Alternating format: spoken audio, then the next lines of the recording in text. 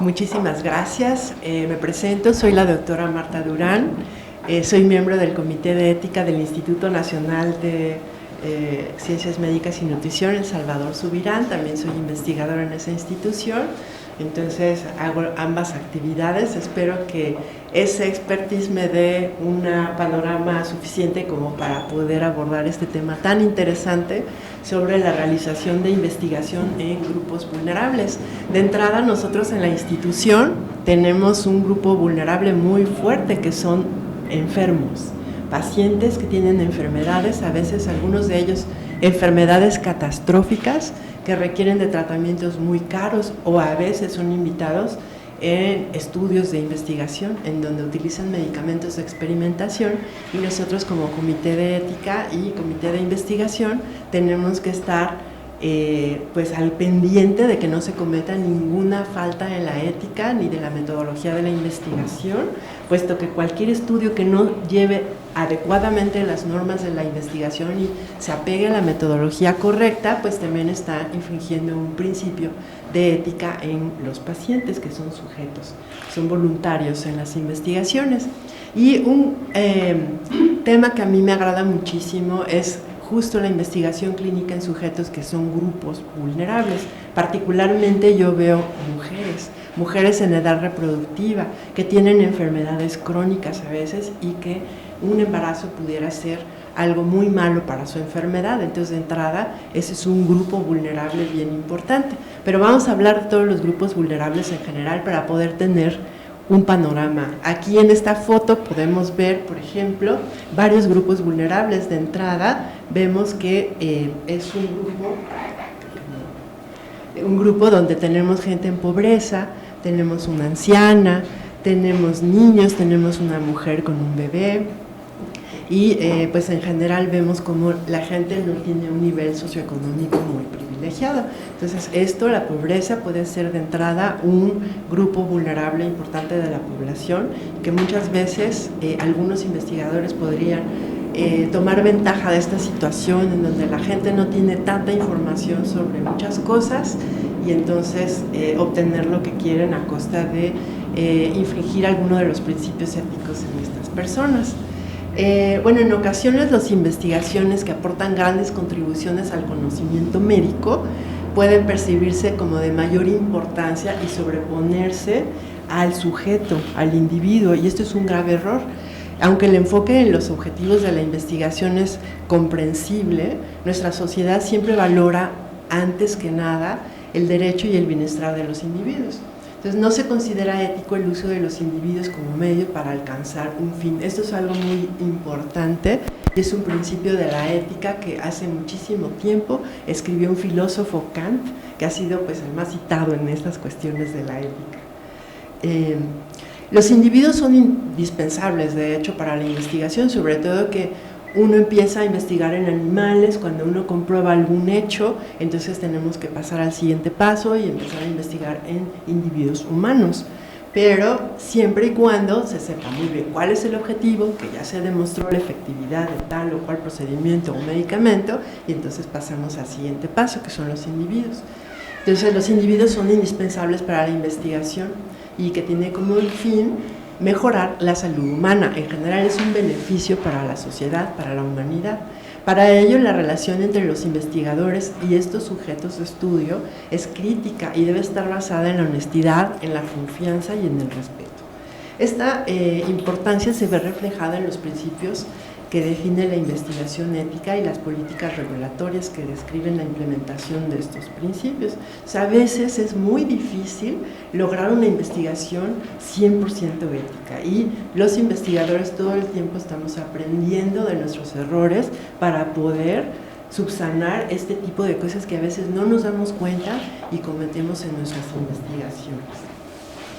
Bueno, antes que nada vamos a definir. Una investigación se define como la metodología sistemática diseñada para desarrollar, a contribuir en un conocimiento dado.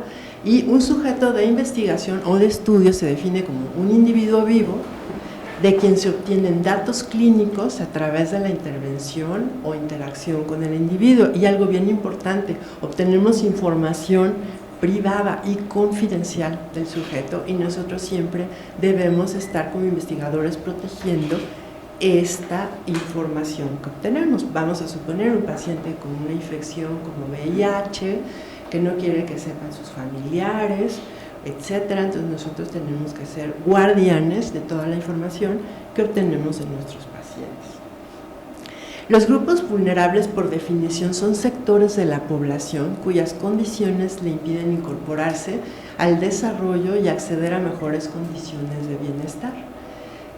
Por ejemplo, grupos vulnerables pueden ser las discapacidades mentales o físicas en los individuos. Las deficiencias económicas o educativas se consideran grupos vulnerables. ¿Cuáles son las características de los sujetos que pueden determinar que estos pudieran ser un grupo vulnerable? Los vemos enumerados al lado de la figura, en donde vemos que la edad, el sexo, el estrato social, la religión, las discapacidades o el origen étnico de los sujetos pueden ser motivo de que estos pertenezcan a un grupo vulnerable.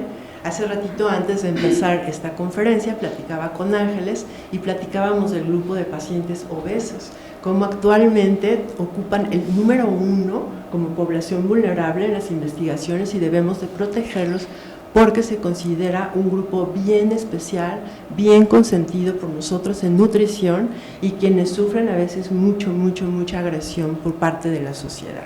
Entonces, eso me gusta enfatizarlo siempre, sobre todo yo que vengo de un instituto en donde una de las principales razones de nuestra investigación es la nutrición. ¿Quiénes son los grupos vulnerables? Pues mujeres embarazadas, fetos humanos y neonatos. Grupos subordinados como son los militares, los prisioneros, los estudiantes. Los menores de edad definitivamente, o los adultos mayores, pueden ser grupos vulnerables. Sujetos con infecciones catastróficas como el VIH o con enfermedades emergentes como el cáncer pueden ser un grupo de pacientes o de individuos vulnerables. Personas definitivamente con discapacidades físicas o mentales pasan a pertenecer a este grupo de sujetos.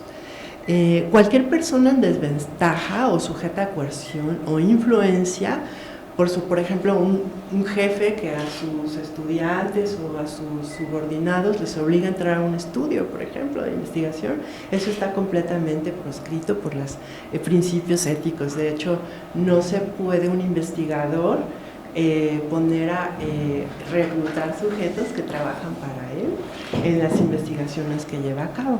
Entonces, cualquier persona en desventaja, sujetos de coerción o de influencia que se vulnera su autonomía, su dignidad o su integridad, y que son fácilmente amenazados, también se consideran grupos vulnerables. Toda investigación en humanos debe evaluarse utilizando los siguientes criterios de la ética.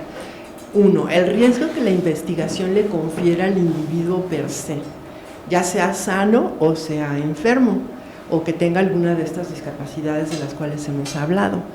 Lo otro es, pues, las medidas de protección que podemos dar a estos riesgos que estamos exponiendo. Toda investigación puede someter a ciertos riesgos a los sujetos de investigación. No pueden irse limpias. Siempre vamos como estamos haciendo algo de experimentación y no sabemos el resultado, aunque lo hayamos hecho en animales, es una diferente especie. Entonces siempre podemos someter a ciertos riesgos a nuestros individuos. Entonces tenemos que estar al pendiente de qué manera podemos cuidar que ese riesgo se pueda solventar y esté protegido el individuo. También tenemos que pensar en beneficios potenciales que la investigación le puede dar a los sujetos y para otros, para la sociedad. Esto tiene que ir en un buen balance. No puede ir primero una cosa de la otra, sino siempre en equilibrio los beneficios y los riesgos. Yo siempre me gusta poner analogías como, por ejemplo, ¿me caso o no me caso? ¿Me quiere o no me quiere? Bueno, siempre tiene uno que poner todo en una balanza. Me duele la cabeza, me tomo la aspirina, híjoles, pero me va a dar una gastritis horrible, pero me va a quitar el dolor de cabeza. Entonces nosotros tenemos que poner siempre en la balanza qué vamos a hacer en ese momento para muchas situaciones cotidianas de nuestra vida. Lo mismo la investigación tiene que estar encaminada a hacer un buen balance entre los riesgos que le conferimos a nuestros individuos sujetos del estudio y los beneficios que les vamos a dar.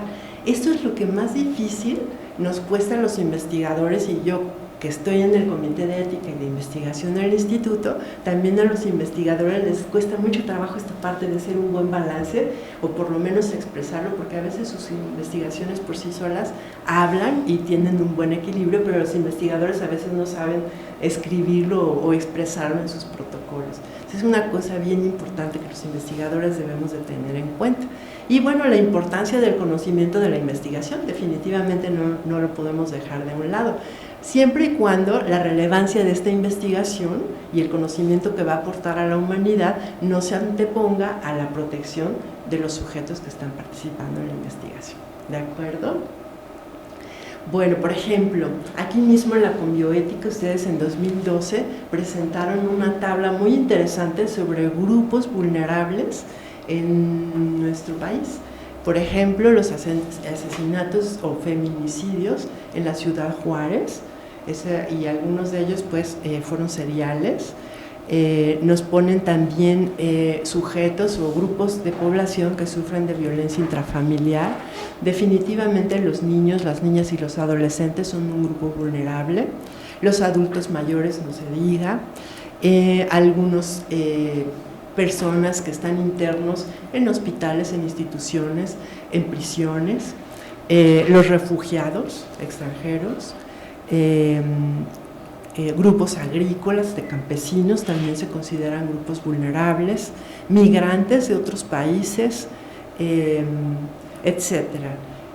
Los enfermos de SIDA, enfermedades catastróficas y de entrada pues mujeres embarazadas, ¿no? Entonces tenemos una gran variedad en nuestro país, nosotros no somos la excepción, todo el mundo, todos los países tienen grupos específicos vulnerables. Nosotros, por ejemplo, los grupos indígenas también son un grupo muy importante que puede convertirse en un momento dado en un grupo vulnerable.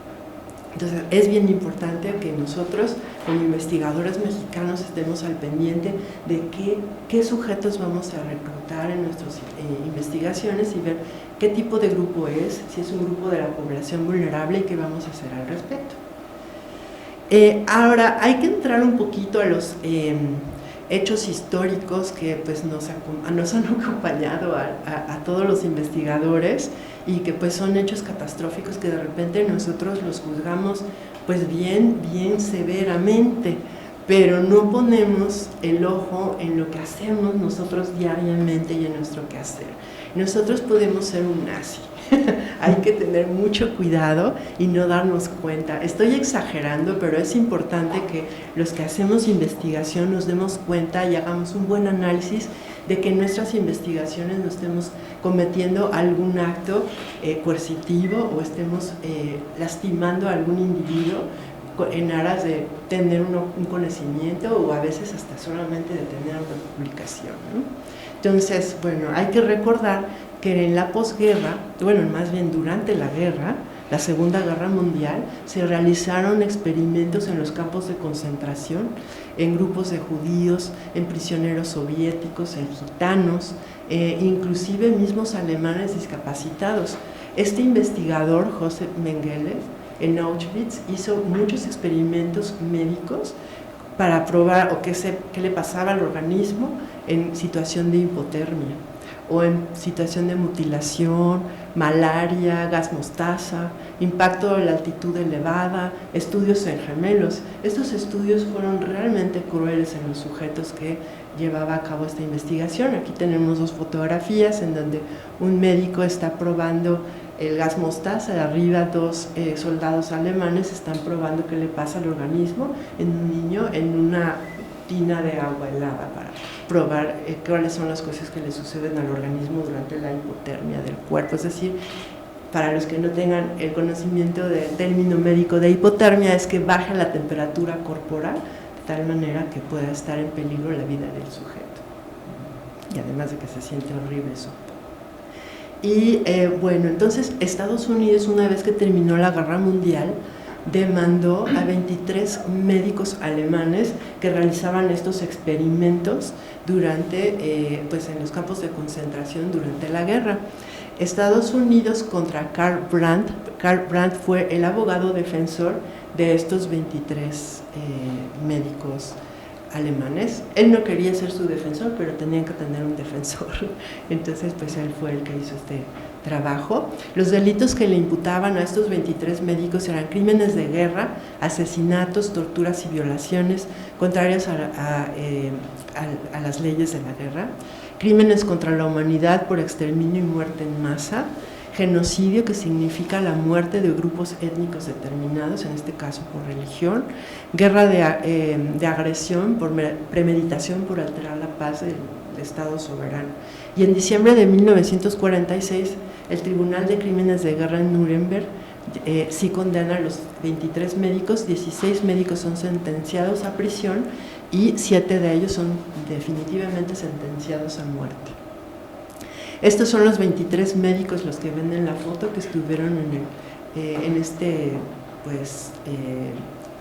trial, que le dicen en inglés a los juzgados. Y bueno, definitivamente si los cuentan son esos 23. Atrás están 3 soldados alemanes y luego están las filas de los 23 médicos que fueron sentenciados a lo que acabamos de decir. Finalmente, bueno, ganó la razón, ganó la ética, pero nosotros siempre que hacemos investigación y que somos miembros de comités de ética, o ustedes que están en esta institución tan importante que están para defender a los sujetos que están siendo reclutados en las diferentes investigaciones, debemos de recordar esto de la historia para no volver a repetirlo. Algo que después de se juzgó a estos 23 médicos, se creó el Código de Nuremberg. Este Código de Nuremberg fue un manifiesto en donde se puso todo lo que una investigación debe de hacer para no cometer atrocidades. Primero, el consentimiento debe de ser voluntario y es absolutamente necesario. El individuo debe de leerlo, debe ser por escrito, debe conocer todos los recovecos de la investigación, cuáles son los riesgos, cuáles son los beneficios que le confiere participar y decidir voluntariamente, sin coerción, a participar en el estudio y firmar el documento. El resultado del experimento deberá ser realmente beneficioso para la sociedad y que no sea obtenible por métodos que no deben ser de naturaleza aleatoria o innecesaria. Debe de ser completamente siguiendo todas las normas de la metodología de la investigación. También debe de ser precedido por investigación en animales y saber que el tratamiento fue exitoso en diferentes especies y justificado por estos resultados previos. Se debe evitar todo daño, sufrimiento físico o mental innecesario. Todo el tiempo tenemos que cuidar que los sujetos de investigación no sufran de estas situaciones. El experimento no se realizará si no hay razón a priori para pensar que realmente contribuirá con un conocimiento médico importante y que no va a ocasionar en ningún momento muerte o discapacidad en ningún sujeto de investigación. Entonces son principios importantísimos. Este manifiesto en este Código de Nuremberg se publicaron a partir de que se juzgaron estos 23 médicos. También en este código se menciona que el grado de riesgo de los sujetos nunca deberá exceder a la importancia humanitaria del problema, que deberán tomarse medidas para proteger al sujeto contra los riesgos posibles, que el experimento será realizado solo por personal capacitado científicamente y que conozca los principios de la bioética. El sujeto siempre está en libertad de retirarse en cualquier momento del experimento. Hace ratito, platicando también con Ángeles, decíamos que muchas veces los investigadores pensamos que el consentimiento informado, por ser por escrito y va firmado por ambas partes, es como un contrato, ¿no?, de compra-venta. Y no, es un proceso. El consentimiento informado es algo que durante todo el tiempo que dura una investigación está activo y todos los días debemos estar al pendiente de que nuestros sujetos de investigación estén tranquilos, que no estén sufriendo ningún dolor, ninguna discapacidad y que estén de acuerdo en continuar con la investigación cada día, cada visita que viene con nosotros a participar en la investigación. Entonces nunca perder de vista que el consentimiento informado es todo un proceso y que dura toda la investigación desde el inicio que se admite el paciente hasta el final del estudio. Y el científico responsable debe de estar preparado para terminar el experimento en cualquier fase si hay razón para creer que los resultados no son efectivos, y suspender la investigación para que los sujetos no reciban un riesgo innecesario. Después de esto, se declaró la Declaración Universal de Derechos Humanos por por las Naciones Unidas en París el 10 de diciembre de 1948. Esto fue inspirada por las atrocidades que acabamos de ver en la Segunda Guerra Mundial y estaba encaminada a la preservación de los derechos humanos a nivel mundial a través de 30 artículos. Esto desde 1948, justo en la posguerra. Y posteriormente se también publicó la Declaración de Helsinki, que es una asociación mundial de médicos en 1964, en donde fue el primer cuerpo de principios éticos para guiar la experimentación con seres humanos. Hasta la actualidad, esta Declaración de Helsinki es la que se cita en toda investigación que haga cualquier científico, cualquier médico, tiene que seguir estos principios. No es un instrumento legal que vincule internacionalmente nada, pero es algo que se debe de seguir, y cualquier investigación que no se apegue a estos principios de Helsinki, y los comités de ética son vigilantes de que esto ocurra, pues no se llevaría a cabo si esto se infringiera. Y permite que el consentimiento sea de manera informada, que el sujeto conozca perfectamente todos los pros y los contras de participar en la investigación y libremente pueda tomar la decisión. Y en caso de que sean menores de edad, no es suficiente que los padres den el consentimiento, sino que el pequeñito puede hacer un asentimiento de que sí quiere, de que se le explicó y de que está de acuerdo, y en cualquier momento, sobre todo en un grupo vulnerable de la población como son los infantes, se debe de tener más vigilante el proceso del consentimiento informado día a día. Esta Declaración de Helsinki inició en 1964, pero se volvió a ratificar en el 75, en el 83, en el 89, en el 96, en el 2000, en el 2008 y finalmente en el 2013. Entonces, todo el tiempo, cada 5 o 8 años se está ratificando, a veces se le agregan artículos o se hacen algunas aclaraciones, pero esto es vigente hasta la actualidad. Un ejemplo de un experimento médico que se llevó a cabo en Estados Unidos es este experimento de Tuskegee, muy sonado, que realizó el Servicio de Salud Pública de los Estados Unidos en Alabama. Utilizaba población afroamericana, 600 hombres, de los cuales 400 fueron casos con sífilis y 200 controles. El problema más grave que tuvo esta investigación es que nunca se les dio tratamiento, sino que lo que ellos querían, los investigadores, era describir la historia natural de la enfermedad. ¿Qué significa la historia natural de la enfermedad? Es conocer lo que este microorganismo afecta al cuerpo poco a poco en todas sus fases, y pues sin dar ningún medicamento. Ellos hicieron algo muy coercitivo, porque ahí, como podemos ver en el letrerito en donde estaban invitando a los pacientes, se les decía que se les iba a hacer estudios gratuitos de sangre, que se les iba a dar tratamiento gratuito, y realmente no se les dio el tratamiento porque la investigación lo que necesitaba era describir todas las facetas del estudio. Entonces esto pues es un suceso también de la humanidad, que no recordó lo que ocurrió en la guerra, en la Segunda Guerra, y que volvió a repetir una atrocidad de esta naturaleza. Entonces, siempre tenemos que estar muy vigilantes de esto. En 1936 la evidencia fue clara de que cuáles eran las complicaciones en los casos infectados, y que se duplicaba esta tasa de mortalidad, y aún así no se suspendió la investigación. En 1940 la penicilina ya se había establecido como el tratamiento efectivo, y tampoco se les dio a los sujetos. Entonces, el resultado fue que se establecieran políticas de protección a los sujetos humanos de investigación por el Departamento de Salud y Servicios Humanos de los Estados Unidos. Inclusive hubo artículos en el New York Times muy severos en donde pues condenaban a estos investigadores. También en 1978 aparece el informe Belmont, que fue precisamente inspirado por este experimento de Tuskegee, basado en los principios éticos y pautas que la protección de los seres humanos en la investigación deben de tener. Y se basó en los principios éticos humanos de investigación, que son el respeto a la autonomía, a tener consentimiento informado, a la beneficencia y no maleficencia, que es maximizar los beneficios y disminuir los riesgos en las investigaciones, y la justicia, que son procedimientos razonables los que se le van a hacer a los individuos y que no se les va a causar dolor, discapacidad o muerte. ¿De acuerdo? En conclusión, en esta primera parte de la plática, podemos pensar que los grupos vulnerables poseen características que los hacen altamente elegibles para las investigaciones. Y pues por la baja escolaridad, la falta de acceso a la salud, porque tienen una enfermedad en específico, etc.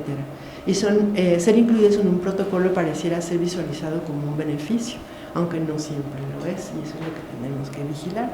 Estas poblaciones pues requieren protección específica y pues para asegurar el respeto de sus derechos humanos, y para eso se conforman estos comités de bioética en las diferentes instituciones, y pues ustedes, que son la Comisión Nacional de Bioética, precisamente para vigilar estos hechos. Ahora, para hacerlo un poquito más interesante todavía, la segunda parte, lo que quiero es presentarles un caso, desglosárselos, desmenuzárselos completamente, para que ustedes vean detalle a detalle lo que puede pasar en una investigación y que nos puede pasar a nosotros el día de hoy. No es histórico, no le pasó a esos investigadores que eran unos feos y horrorosos. No, también nosotros podemos cometer atrocidades si no estamos muy vigilantes y pendientes de lo que estamos proponiendo en nuestras investigaciones. Entonces es un caso emblemático, el caso de Willowbrook. De hecho se escribió un libro, se hizo una película de este caso muy citado en la literatura médica. Entonces pues vamos a revisarlo. Como antecedente pues está 3 casos muy sonados con faltas a la bioética, a la ética en la investigación en Estados Unidos. El primero ya lo vimos, que fue en los años 32 a 72, 40 años para ver la historia natural de la sífilis en este grupo vulnerable de la población. El estudio Willowbrook, que es el que vamos a desmenuzar ahora, de 1950 a 1970. Y el estudio Brooklyn en 1963, en donde inyectaron células cancerosas a pacientes ancianos. Vamos a ver ahora el estudio Willowbrook, que lo vamos a ir viendo paso a paso. Pues vamos a hacer el análisis. Este caso es un ejemplo representativo de la investigación que se realizó en sujetos humanos, un grupo vulnerable registrado a lo largo de la historia, que causaron un malestar en la conciencia y en la ética moral de los pueblos. El antecedente no debe de olvidarse, ya que nos recuerda que debemos permanecer muy vigilantes en todo momento y en todo espacio donde se realice la investigación, para prevenir cualquier abuso de la ciencia sobre el ser humano. ¿Por qué digo estas reflexiones? Pues vamos a ver. Este estudio o este caso Willowbrook era una escuela financiada por el Estado, en donde los niños con retraso mental eran internados por sus propios padres para ser cuidados en esta institución. Estaba localizada en el estado de Staten Island, en Nueva York. En 1956 se realizó una investigación conocida como el estudio Willowbrook, que mantuvo 14 años de seguimiento para describir la historia natural de la hepatitis viral y la efectividad de la gamma globulina como su tratamiento. Aparentemente hasta aquí parecía que era un estudio ético. En esta investigación se analizó un grupo de niños con retraso mental inscritos bajo el sistema de internado pues era una población cautiva, una población vulnerable. En esta institución había una alta incidencia de hepatitis de entrada, por lo que pues hay que observar estos casos cuidadosamente. Al principio se pensó que era una investigación ética, que se estaba aprovechando que los niños se contagiaban entre sí y qué se podía hacer ante eso, pero ya verán lo que pasó después. En realidad el objetivo principal del estudio era determinar el curso natural de la enfermedad sin darles el tratamiento alguno. O sea, se decía que se inmunizaban, pero eso no sucedió. Más tarde se descubrió que existían 2 tipos de la hepatitis, el tipo A y el tipo B, y que inyectando a los niños infectados con gamma globulina se podía desarrollar una inmunidad pasiva, por lo que se tomaría esto como una forma de tratamiento, aparentemente. Este estudio fue aprobado por el Departamento de Salud Mental de los del Estado de Nueva York y apoyado por las áreas epidemiológicas de las Fuerzas Armadas. En la escuela se aceptaban de manera preferencial a los niños con retraso mental y una alta proporción de ellos pues eran portadores de esta enfermedad, de la hepatitis 4. Se inocularon a cientos de niños que no tenían la infección. Esto lo hacían porque recién ingresaban entre los 3 y los 11 años de edad y eran sistemáticamente inoculados con hebras del virus aislada de las deposiciones de los enfermos, de los que ya tenían hepatitis en la escuela. Entonces esto fue un primer hecho muy discutible. El doctor Saúl Krugman y sus colaboradores, investigadores que llevaron a cabo este estudio, obtenían el consentimiento informado de los padres, pero era una exigencia para la admisión a esta institución y que además tenían que ser admitidos en el área de hepatitis, o sea, justo en el área infectológica. Si no, no eran aceptados sus niños en la institución.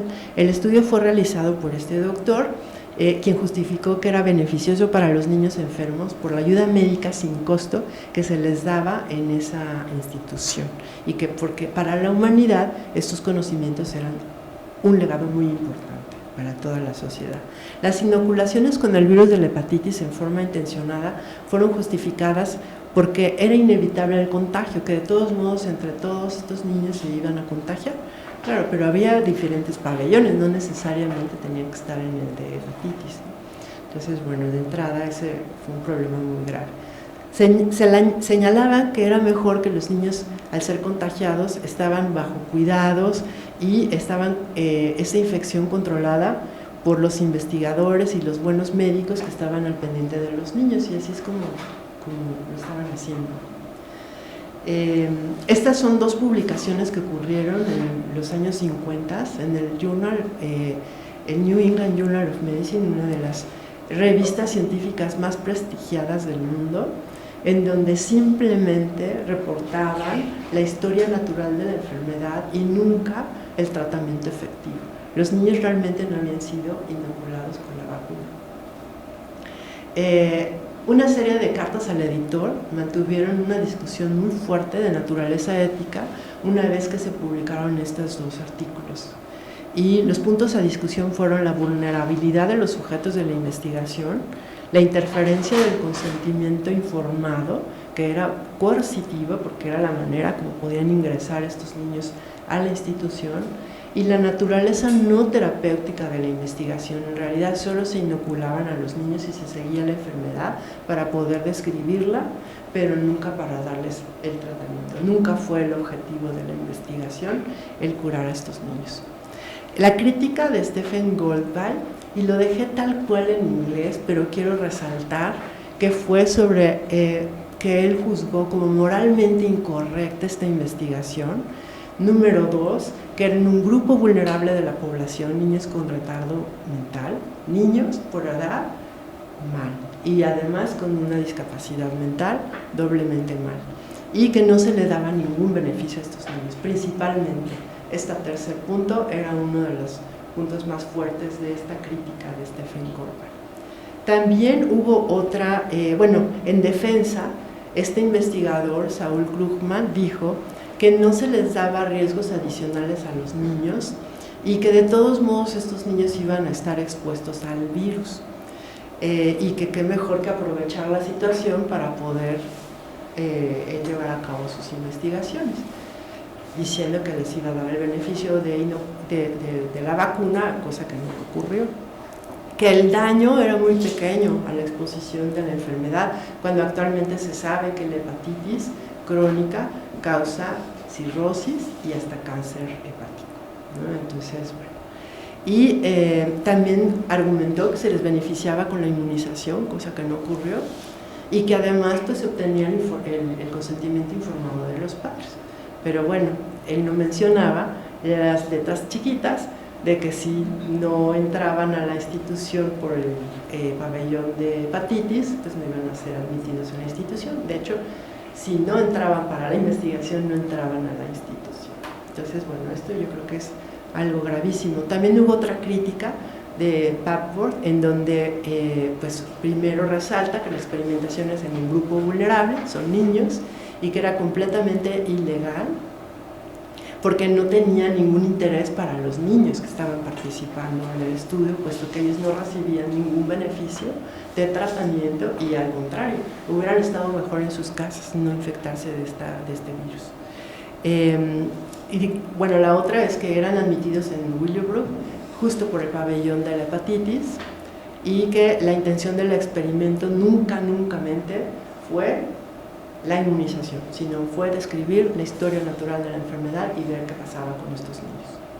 Entonces realmente esto fue un crimen a la humanidad.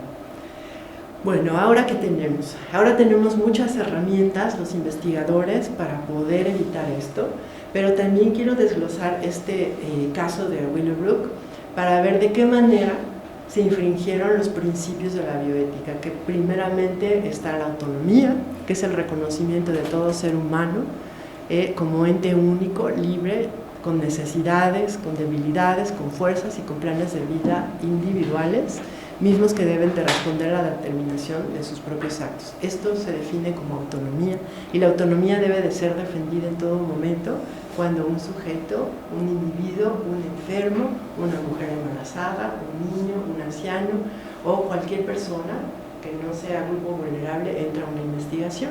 El otro principio es la beneficencia, que es lo contrario de la no maleficencia, que es la obligación de buscar los máximos beneficios y reducir al máximo los riesgos y equivocación y hacer una buena ponderación de los riesgos y los beneficios. Y al final, la justicia, que haya una buena distribución de los bienes, del tiempo, de los recursos para la atención de la salud de todos los miembros de la sociedad y que exige la implementación de mecanismos que compensen las diferencias que la misma sociedad impone a los sujetos para poder ser justos y poder dar los beneficios a todos los grupos de la población. Entonces, analizando cada uno de estos principios, el caso Willowbrook atentó contra la beneficencia, o sea, atentó contra este principio ya que estos niños fueron contagiados con el virus de la hepatitis, que como sabemos es una causa de cirrosis hepática que mencionaba hace ratito y además posteriormente puede causar un cáncer de hígado. Y se puso a estos niños en un alto riesgo sin un beneficio real. Niños que merecían pues solamente los mejores cuidados de parte de sus padres, de los que cuidaban, de los médicos, y además pues no habían recibido ningún tratamiento, ¿no? Y ellos merecían todos los cuidados y tratamientos del mundo. Entonces niños pues es una población vulnerable más la condición de la deficiencia mental. Esto hace que pues, estos niños fueran doblemente un grupo vulnerable de la población. Entonces, definitivamente se atentó contra el principio de la beneficencia, no maleficencia. Esto significa no hacer daño, la no maleficencia, que no se respetó tampoco este principio en este caso. Como se ha mencionado, estos niños fueron expuestos y no solo fueron contagiados con el virus de la hepatitis, sino que además no fueron tratados, ¿no?, con el tratamiento, y además era un tratamiento experimental, no se sabía en ese momento. Claro, todos los estudios ahora que se hacen en la investigación actual, pues son medicamentos de experimentación, pero son previamente probados en otras especies animales y se tienen resultados previos en los que justifica que se puedan utilizar en un momento dado en una experimentación en individuos humanos, pero bajo todos esos estudios que respaldan que esto va a ser efectivo y que se suspendería la investigación si esto no se llegara a demostrar y no se terminaría hasta todo su final, ¿no?, como se había programado. La población en situación de desventaja comparado con otras debido a que depende de otras para su supervivencia, que eran niños que tenían una deficiencia mental y que dependían totalmente pues de sus papás, de los médicos, de la gente que los cuidaba en esta institución, y pues eran totalmente vulnerables, no se podían defender por ellos mismos. Ahí también se infringe este principio y el riesgo era más grande que los beneficios que obtenían estos niños, porque pues al final del día no se les dio el tratamiento. En cuanto a la autonomía, pues una persona es autónoma cuando se respeta su derecho de autodeterminación. En este caso se violó completamente este principio, ya que los niños no podían tomar sus propias decisiones porque no eran conscientes de lo que tenían, de la enfermedad que habían sido infectados, además de que eran niños. Y esta decisión pasó a ser de sus padres a quienes tampoco se les permitió tomar una decisión realmente autónoma por la forma coercitiva y la influencia de que podían recibir a sus niños en la institución siempre y cuando entraran por este pabellón de la hepatitis. No se respetó tampoco el derecho de la autonomía en el sentido de poder decidir los niños libremente y los padres que sus hijos estuvieran en este estudio. Fueron coaccionados para que participaran en el estudio, por lo que ya hemos dicho, y no se les informó adecuadamente de los riesgos a los que sus hijos se enfrentarían. El consentimiento no fue voluntario en realidad, entonces pues definitivamente la autonomía de estos sujetos fue vulnerada. La justicia también, la investigación no fue justa, se antepusieron los intereses científicos a los intereses de las personas, y los intereses de unas personas, cuando estos intereses se anteponen, realmente cuando hay un real beneficio, porque ahora conocemos lo que pasa con la hepatitis gracias a investigaciones como esta, pero definitivamente no se justifica si pasamos por encima de estos principios de la bioética, ¿de acuerdo? Entonces, pues esto no puede suceder. Y bueno, nada más para terminar, una frase del famoso filósofo Kant que mencioné al principio de la conferencia, en 1788, él escribió esto: obra de tal modo que trates a la humanidad, tanto en tu persona como en la de cualquier otro, siempre como un fin y nunca solamente como un medio, que fue lo que ocurrió en los casos que acabamos de ver durante esta conferencia. Y bueno, pues con esto termino, espero que haya sido de su agrado.